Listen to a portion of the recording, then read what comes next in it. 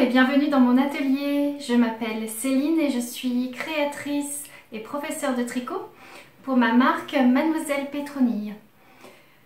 Très heureuse de vous retrouver pour ce nouvel épisode de vlog que je dédie au tricot.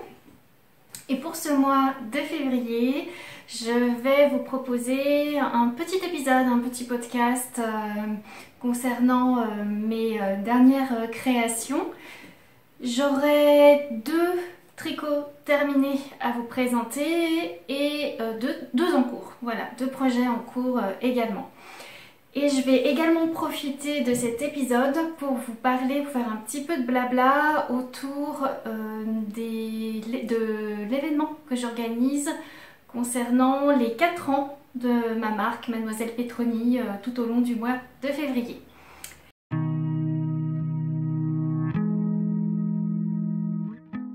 Les projets, enfin les tricots terminés de ces dernières semaines. Juste, toujours quand je commence mes vidéos, je précise que j'ajoute les notes de tous les contenus que je vais aborder pendant cet épisode, c'est-à-dire les noms des modèles, les liens vers les patrons, les laines utilisées, les qualités, enfin voilà, j'essaye de noter un maximum d'informations sous la vidéo dans les notes de description. Alors je reviens à mes tricots terminés et je vais commencer tout de suite par le gros morceau qu'il y a derrière moi, mais je vais être assez rapide puisque comme je vous l'ai présenté déjà depuis plusieurs épisodes, il s'agit de ma cape.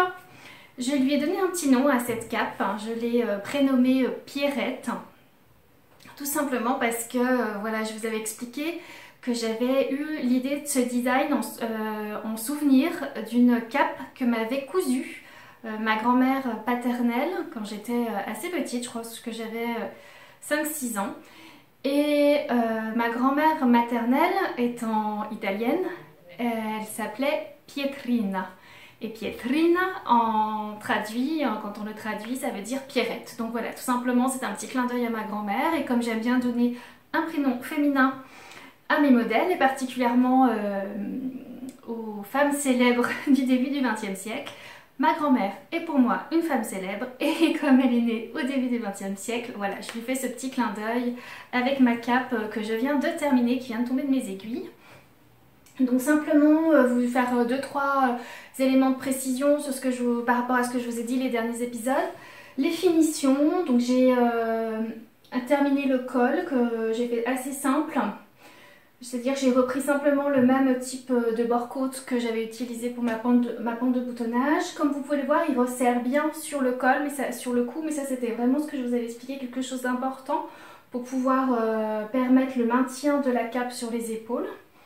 Et j'ai fait donc j'ai fini le bord-côte du bas aussi, une bande assez large, avec une petite finition, mais ça je l'explique, c'est un rabat en double chaînette. Donc il y a un petit tutoriel, j'ai tourné un petit tutoriel dans mon patron pour vous expliquer comment réaliser, mais c'était pour faire un petit écho à la bordure en I-cord de 2 mailles qui fait exactement le même effet, qui est exactement la même chose, qui est aussi une double chaînette. Donc je l'ai fait en rappel sur le rabat.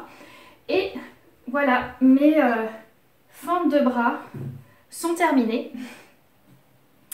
Je vous avais expliqué la dernière fois que j'avais utilisé la technique du stick pour venir couper. Vous voyez là que c'est coupé. Et à l'intérieur, donc j'ai fait un stick à la machine à coudre. Et comme vous pouvez voir, j'ai dissimulé les fils coupés avec des bandes de ruban. Là, j'ai utilisé un petit billet en Liberty, mais c'est ce que j'avais dans ma mercerie personnelle, on va dire, dans mon stock. Après, donc je suis venue relever les mailles le long de la fente, de la coupure en fait, et j'ai tricoté un revers, pareil, toujours avec des côtes brisées et le même rabat en relief pour avoir les mêmes finitions un peu sur toute la cape. Pour ce qui concerne les explications, et ça je vous en reparlerai quand le modèle sortira, si tout se passe bien au mois de mars, j'ai tourné tout un tuto vidéo pour vous accompagner dans la réalisation du stick des fentes de bras. Voilà, donc mes testeuses travaillent actuellement sur le modèle en ce moment. D'ailleurs, voilà, le test est en cours. mais je n'ai pas trouvé de testeuse pour la taille 3. Donc si jamais ça vous intéresse, voilà comment ça se passe.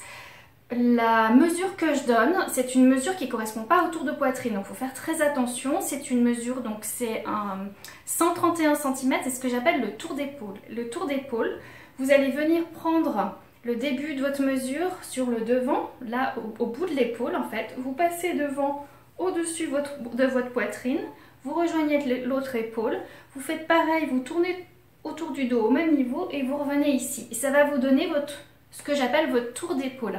Et c'est ça qui va vous permettre de savoir si vous êtes bien dans la bonne taille pour tricoter votre modèle. Donc là, j'ai besoin de testeuse en taille 3, c'est-à-dire 131 cm. Si jamais ça vous intéresse, laissez-moi un petit message en commentaire, comme ça je prendrai contact avec vous. Le test court jusqu'au 5 mars, en sachant que la date risque d'être un peu flexible, puisque voilà, je suis consciente que c'est un modèle qui est quand même assez important. Alors il n'est pas si long que ça, parce que c'est un échantillon worsted, donc il se tricote quand même assez rapidement, et il n'y a pas de manche. Alors oui, il y a beaucoup de mailles, mais il n'y a pas de manche, donc du coup, l'un dans l'autre, ça correspond un peu au temps qu'il faudrait pour tricoter un pull. Voilà, juste pour préciser concernant le test, comme il se passe actuellement. Donc voilà, la cape Pierrette, et j'espère pouvoir vous proposer le patron au mois de mars prochain.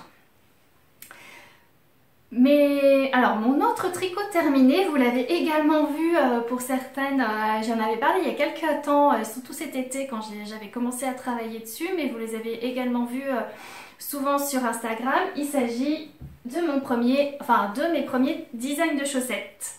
Les voici, mes petites chaussettes. Elles sont tombées, enfin voilà, de mes aiguilles, toutes les deux. Alors, je vous explique un petit peu cette histoire.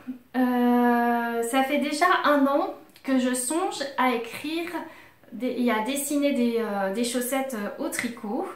Et j'avais comme envie dès le départ de me dire, mais pourquoi pas proposer des chaussettes qui permettraient à mes tricoteuses ou à celles qui découvrent Mademoiselle Petroni de retrouver les designs de mes autres pièces, c'est-à-dire de mes vêtements et de mes châles. Donc mon idée, c'est de créer des chaussettes qui reprennent les éléments de design de mes autres designs.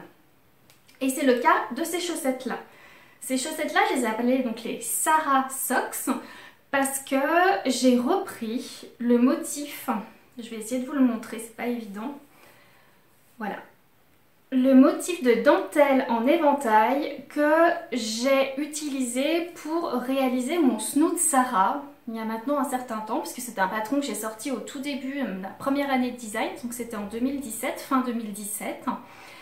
Et de la même manière, donc j'ai voulu reprendre ce petit point de dentelle en éventail qui est assez connu, hein. C'est un point qui utilise la technique d'émail étiré ou allongé, qui passe dans des petits jours, hein, tout simplement. Et l'idée, c'est que je voulais reprendre la même logique de construction du motif, c'est-à-dire que je les avais sur mon snood, qui était un snood en intarsia, d'ailleurs en jacquard intarsia, mais là j'ai pas voulu reprendre l'intarsia, je voulais faire quand même une paire de chaussettes assez facile. Donc elle est, voilà, il se positionne en diagonale sur la pointe et aussi en diagonale sur le devant de la cheville, mais inversé. C'est-à-dire que vous avez une pointe diagonale en haut, dans ce sens-là, et dans l'autre sens, sur la pointe de la chaussette. Et les deux chaussettes sont en symétrie, c'est-à-dire quand on a les deux pieds qui se regardent, les deux pointes, en fait, je ne sais pas si je vais arriver à bien vous montrer,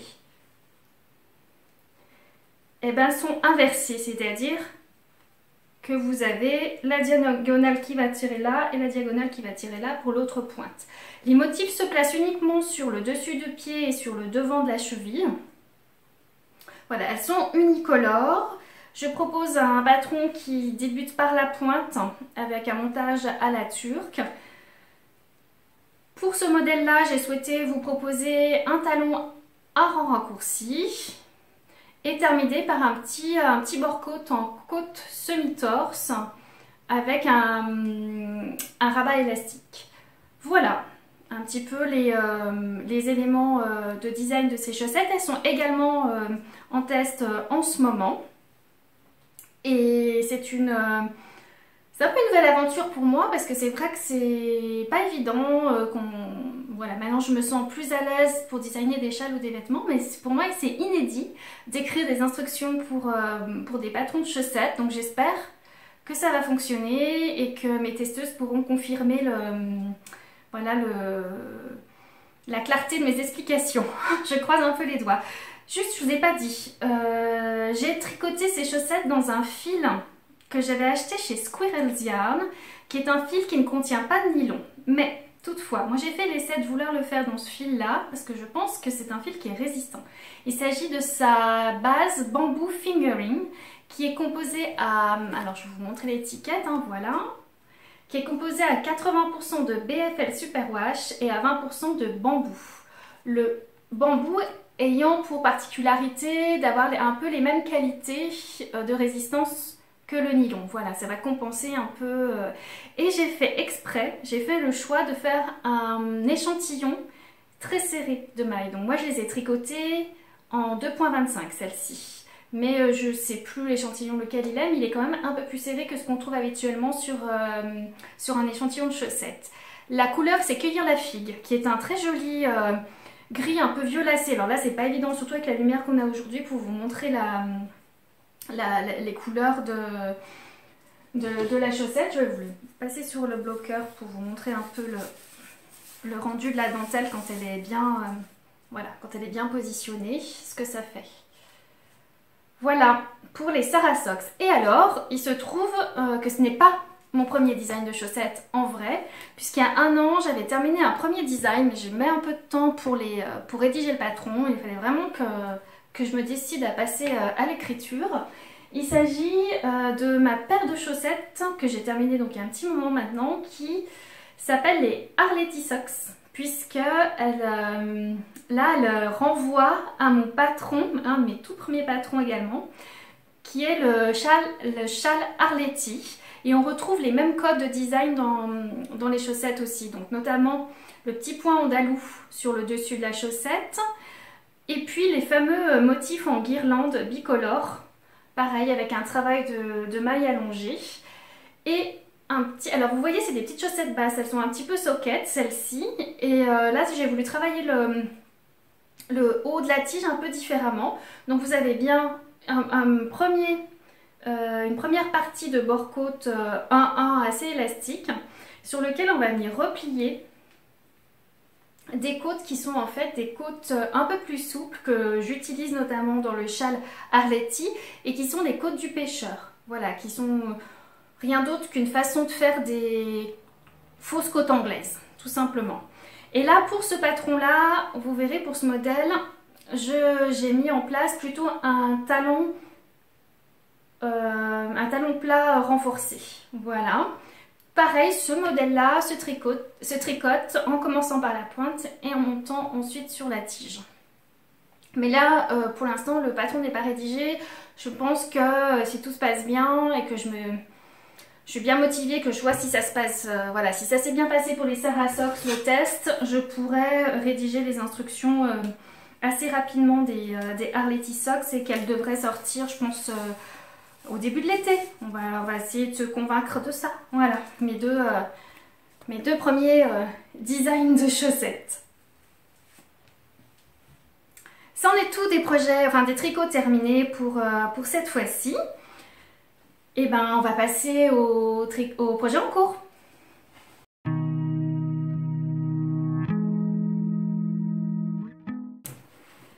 Mon premier projet en cours, c'est toujours mon projet perso. Il s'agit de la robe, la fameuse robe que je vous ai présentée la dernière fois, qui est la Delamere Dress, qui est issue du livre Woods. Je vous en avais parlé aussi la dernière fois.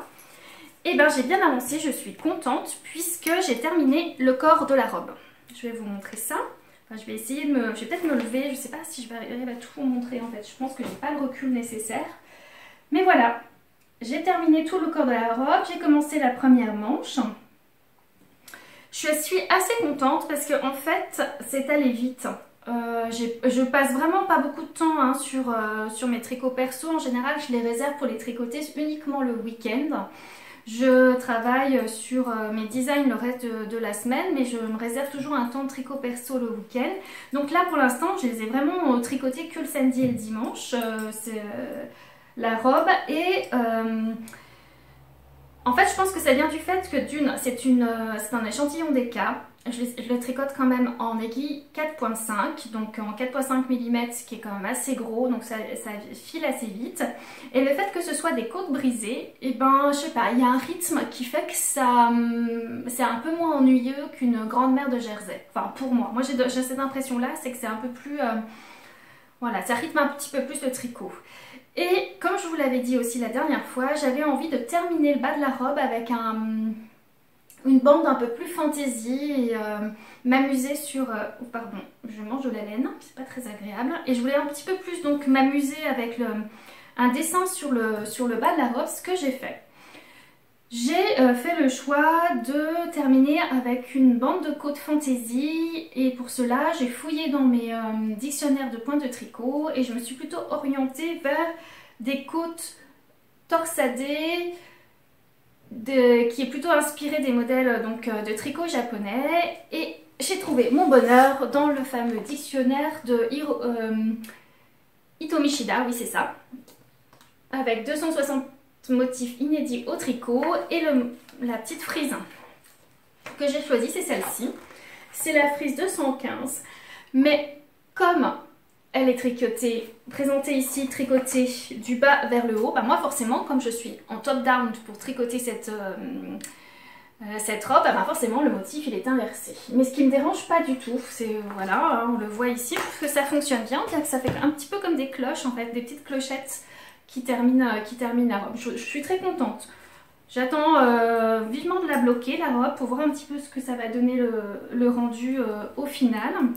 C'est une robe qui est quand même moulante, qui je trouve est plutôt du type mini robe, c'est-à-dire assez courte, qui se porte plutôt, moi je pense que je vais plutôt la porter sur un legging.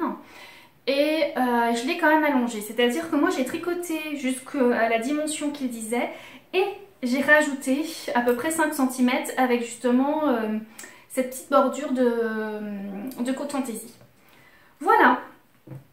Juste pour rappel aussi, je tricote cette robe de la mer en fil Lima de Drops et j'en ai déjà utilisé 8 pelotes. Voilà, et en sachant que je tricote la première taille.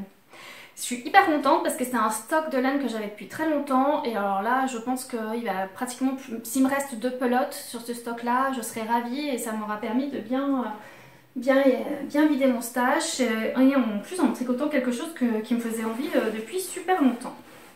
Le coloris, je vous ai pas dit le coloris, donc c'est le coloris 90-10 qui est un gris clair. Voilà.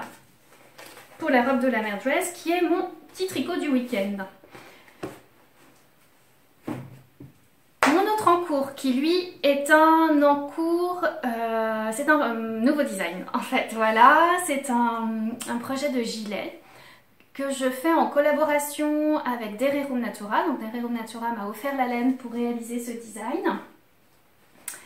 Et il s'agit, je vais vous montrer assez rapidement, mais je vous le montre, je pense que c'est la seule fois que vous verrez, je vous montre vraiment le début. Je vous montrerai ensuite quand il sera terminé, quand il sortira. Voilà, il s'agit d'un petit gilet en manche raglan. Bon, on va se dire que j'aime bien le rose. Hein. Voilà, j'espère que vous arrivez quand même à le voir par-dessus mon pull. C'est un petit gilet avec un petit raglan de chaque côté. Et ce sera un gilet en décolleté V cette fois-ci. Et comme vous pouvez le voir, il y a un petit motif en relief qui se dessine sur le devant, qui est aussi une technique des mailles étirées aux mailles allongées.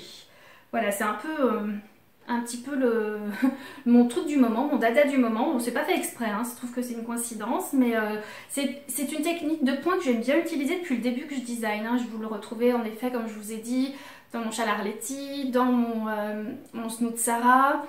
Je sais plus dans quel autre design je l'ai utilisé, mais oui, on le retrouve quand même Après non, on va retrouver plutôt le travail de mailles croisées ou de mailles glissées, mais voilà, c'était quelque chose que j'aime bien explorer, donc c'est assez simple.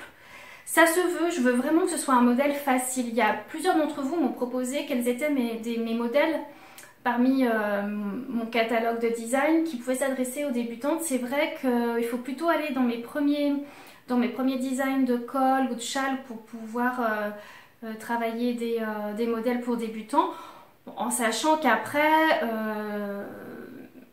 c'est tellement subjectif cette question de niveau de tricot. Moi je sais pas vraiment comment le situer. C'est vraiment une histoire plus de volonté, d'aptitude, de désir, de ce qu'on a envie de faire sur le moment. Est-ce qu'on a plutôt envie d'avoir un tricot qui soit facile à réaliser, où on se prend pas la tête, ou au contraire c'est un tricot qui est assez facile, mais il y a quand même des petits défis, où on a envie d'apprendre des nouvelles techniques. Voilà, moi je veille quand même, quoi qu'il en soit, à proposer des patrons qui se veulent assez pédagogiques, où j'aime bien vous tenir par la main, où j'aime bien vous proposer aussi des nouvelles techniques, mais dans ces cas-là, je vous les explique, je vous propose des tutos.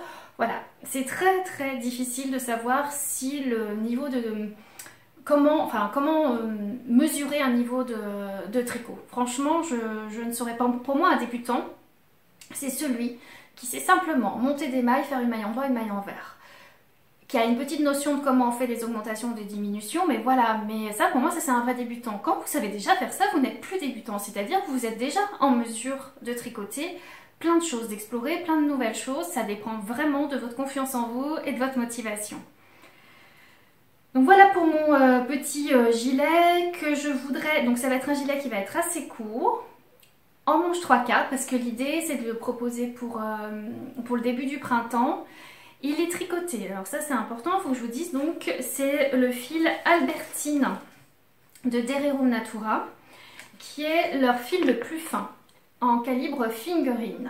Il est composé à 90% de laine et à 10% de soie. C'est une laine en mérinos d'Arles biologique, peignée cette fois-ci. C'est la seule qualité de Dererum Natura qui n'est pas en laine cardée. Donc c'est une laine qui est vraie, c'est vrai qu'il donne un aspect beaucoup plus, avec une maille beaucoup plus ronde et beaucoup plus lisse. D'autant plus que là, en plus, il est mélangé avec de la soie. Donc il a un aspect, alors, il est extrêmement doux, très facile à tricoter. Et le fait par contre que ce soit pas un mérinos qui soit traité, fait qu'il est gonflant. Et moi, maintenant, j'avoue, hormis pour les chaussettes, mais pour les vêtements, c'est que quand je tricote du figurine, j'aime les figurines non traitées parce qu'ils sont plus gonflants, ils prennent plus de place. La maille donne un tissu qui a plus de texture. Voilà, j'ai une petite préférence, je le reconnais, pour, même si c'est du mérinos, c'est doux. Enfin, le traité super wash, c'est intéressant simplement parce qu'on a besoin de le passer en machine. Mais sinon, si on n'est pas découragé et on veut bien entretenir ses tricots en les lavant à la main, moi je préfère tricoter du mérino non super wash parce que le rendu du tissu, pour moi, voilà, un meilleur aspect, il est beaucoup moins fin, donc il ne faut pas se leurrer aussi, ça permet d'avancer plus vite dans ses tricots, c'est moins décourageant. Quand on tricote un ouvrage en 3, 3,25 ou 3,5, ça avance quand même un petit peu plus vite et puis la maille se remplit bien. Voilà, moi j'ai l'impression que la fibre prend bien toute sa place et la maille est bien remplie. C'est pour ça que j'aime bien les fils mérinos non traités. Juste pour vous dire, le coloris là dans lequel je suis en train de faire le prototype, c'est le coloris or rose, voilà, que j'aime beaucoup. J'espère que il va bien avancer, j'ai très hâte de le porter et j'ai hâte aussi de lancer le test pour pouvoir vous le proposer dès le début du printemps. Je n'y ai encore pas trouvé de nom, c'est pour l'instant... En général, je suis assez inspirée rapidement pour trouver les prénoms de mes patrons, mais là celui-ci encore, c'est... J'hésite, on verra. On verra quand il sera tombé de mes aiguilles, peut-être que là j'arriverai à lui trouver plus facilement un prénom. Je pense que c'est tout ce que j'avais à dire sur ce modèle-là. Oui, voilà, je le tricote en aiguille 3,5. Je crois que c'était toutes les dernières indications que je voulais donner. Je pense que voilà, j'en reparlerai de ce modèle quand il sera terminé, quand il sortira, tout simplement. Et ben voilà, j'en ai terminé pour ce qui concerne mes aiguilles en ce moment et ce qui m'occupe en termes de création. Je vais aborder maintenant une partie un peu plus blabla qui concerne plus particulièrement les 4 ans de Mademoiselle Petroni. Et oui, ça fait déjà 4 ans. Au mois de février 2017, je déposais donc mes statuts d'entreprise auprès du registre de commerce. Et le 7 février exactement, si vous voulez tout savoir. Donc ça fait 4 ans que mon entreprise existe. C'est aussi en 2017 et particulièrement en mars 2017 qu'est sorti mon premier design qui est un design de col qui s'appelle le Snood Olga pour voilà si vous voulez tout savoir. Et cette année j'ai voulu organiser un petit événement autour de ces 4 ans, d'autant que c'est un peu particulier. Je me suis posé beaucoup de questions à l'automne dernier de savoir si j'allais poursuivre cette aventure ou pas. J'ai eu une petite phase un peu de découragement, mais heureusement j'ai reçu beaucoup de soutien et je me suis dit que ça valait le coup et ça valait encore la peine de poursuivre mes efforts. Et pour tout le mois de février, et même un peu après, on va prolonger un petit peu ce moment-là, j'ai décidé de faire un petit événement pour qu'on tricote ensemble. Surtout ça, pour qu'on partage un moment de plaisir de tricot, en douceur, en simplicité. C'est vrai qu'on ne traverse pas une période très facile, on ne sait pas trop à quelle sauce on va être mangé, on a du mal à se projeter dans l'avenir en ce moment. Donc là, on va revenir aux choses simples. Je vous propose de venir me rejoindre pour un câlin, donc un knit along. En français, ça veut dire tricotons ensemble. Et je vous propose à partir du 1er février de me rejoindre sur mon groupe Ravelry. Donc le groupe Mademoiselle Petroni sur Ravelry pour le CAL 4 ans Miss P. Je vais vous mettre le hashtag, comme ça vous aurez bien tous les éléments. Alors en quoi ça consiste ce CAL? Je vous propose de venir tricoter un de mes modèles de châle ou d'étole. Peu importe, vous choisissez celui que vous voulez. Je vous ferai un petit récap après de tous les modèles de châle et d'étole qu'il y a dans ma boutique Ravelry. Donc vous pouvez très bien vous procurer le patron sur Ravelry ou sur Etsy, hein, là où ça vous va, ou sur une de mes 2 boutiques, il n'y a aucun souci. Et le but du jeu, c'est de commencer ce châle entre le 1er février et le 30 avril, qui sera la durée du câlin. Si vous arrivez à terminer votre châle, bon bah c'est super. Si vous en avez envie d'en faire un deuxième, c'est encore mieux, puisqu'il y aura un petit tirage au sort à la fin. Et bien sûr, il y aura un point pour tout démarrage du projet, du châle, et un deuxième point pour toutes les personnes qui auront publié la photo de leur objet terminé, de leur châle terminé. Donc bien sûr, plus vous terminez, j'ai envie de dire, de modèles, plus vous avez de chances d'être tiré au sort. Donc il y aura un petit tirage au sort avec des petits cadeaux à gagner à l'issue du CAL. Je vais tricoter avec vous pendant tout le CAL, mais je vous expliquerai, c'est un peu particulier. Moi je ne vais pas retricoter un de mes modèles. Je pense que je vais plutôt me lancer dans la création d'un nouveau modèle de châle, ce qui me permettra de le partager un peu et de partager les coulisses avec vous sur la discussion et sur le fil de discussion qui sera dédié au CAL. Alors juste, donc je vous donne rendez-vous sur mon groupe Ravelry. Vous verrez, il y a 2 fils de discussion. Non, il y a 2 fils. Il y a un fil qui est vraiment consacré aux échanges, au papotage, aux questions, voilà. Donc ça c'est vraiment... Et il y aura un autre fil où, s'il vous plaît, je vous demande... C'est vraiment celui qui est dédié uniquement au tirage au sort. Donc là, on ne sera publié que les photos de votre début, en précisant bien sûr quel modèle vous choisissez, et les photos de fin. C'est un fil qui, moi, me permet après plus facilement de comptabiliser vos points pour le tirage au sort. C'est juste ça. Donc voilà. Donc, moi, je pense, il y a de fortes chances même, que ma participation au CAL sera la création d'un nouveau design de châle. Je vous invite à venir nous rejoindre. Le but du jeu, c'est qu'on s'amuse. Pour certaines personnes, peut-être, ça va être le moyen de découvrir mes designs. Pour d'autres, eh ben, se dire « Ah ben tiens, c'est l'occasion, ça fait longtemps que j'avais dans ma bibliothèque Ravelry un design de châle ou d'étole de Mademoiselle Petroni. » Ben hop, je me lance cette fois-ci, je le tricote avec les copines et c'est beaucoup plus sympa. Le but du jeu aussi, c'est de faire avec ce que vous avez dans votre stash. Je sais que c'est pas toujours simple, surtout là s'il annonce à nouveau un confinement, on ne sait pas trop comment ça va s'organiser. Donc faites au mieux, voyez quel est le châle qui peut vous permettre plus facilement. Interprétez aussi un peu voilà, les designs si vous le souhaitez. Enfin, j'ai envie que ce soit un moment de douceur, à la fois de fête, de partage, de simplicité et qu'on s'amuse pendant toute cette période du calme. J'essaye de voir si j'ai oublié des choses. Non, je ne crois pas concernant ça. Juste une petite chose aussi, si l'objectif de ce CAL, c'est qu'il puisse être ouvert à tous les niveaux, à tout le monde. C'est-à-dire que je pense que dans mes modèles, il y a vraiment les moyens de tricoter des choses pour débutants, comme des modèles qui sont plus avancés. Et restez connectés. Car très prochainement, je pense notamment le 7 février, le jour exact de l'anniversaire, je vais vous proposer un petit quelque chose, un petit cadeau qui va vraiment permettre à tout le monde de pouvoir participer à ce CAL. Donc voilà, restez à l'affût pour pouvoir participer au CAL. Je crois que j'ai tout dit pour cet épisode cette fois-ci. Je vous remercie énormément d'avoir regardé la vidéo jusqu'au bout. J'espère que ça vous a plu. N'hésitez pas bien sûr à mettre un petit pouce en l'air. Vous saviez combien ça c'est important pour l'algorithme de YouTube.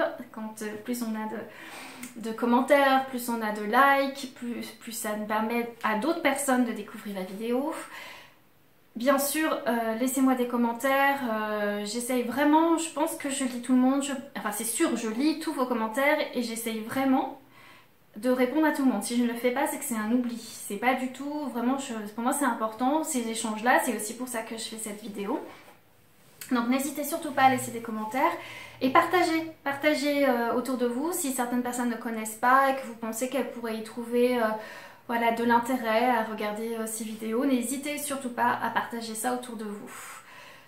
Sinon, je vais vous laisser avec une petite séquence vidéo un peu particulière où justement je vais vous présenter tous mes modèles de châles. Comme ça va vous permettre de voir un petit peu toutes vos possibilités pour rejoindre le CAL et fêter les 4 ans de Mademoiselle Petroni avec moi. Merci infiniment. Prenez bien soin de vous, continuez à vous faire plaisir avec vos créations et moi je vous retrouve au mois de mars. À bientôt!